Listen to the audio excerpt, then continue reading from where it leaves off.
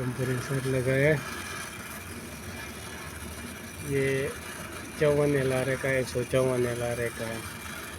इसको जब भी वेल्डिंग करोगे तो इसके अंदर से ये चार्जिंग लीड है, इसको निकालना है। ये फिल्टर लगाया है, तो ये फिल्टर जब भी लगाते हुए ये डायरेक्शन का ये जो तीर है उसको तुम्हें देखना है लाजम।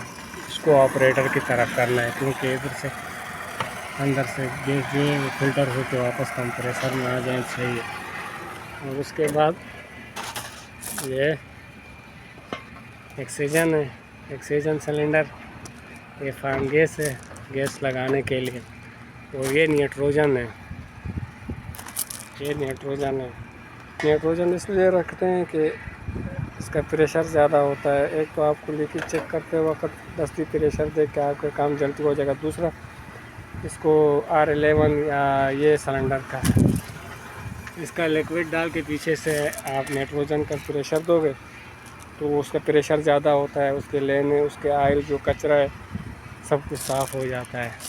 और ये कंप्रेसर हमारा पुराना ख़राब हो गया, इसको अंदर से कोई चीज़ टूटा हुआ है। हो सकता है इसके टूटने से कोई कचरा शचरा भी लेनों में जाए अंदर से, बाद में आपका दूसरा कंप्रेसर थोड़ा सा भी कचरा हो रह गया कोई लोहे का तो अंदर की तरफ रह गया तो कंप्रेसर की वायरिंग को ख़राब करके शॉर्ट होने का ख़तरा होता है।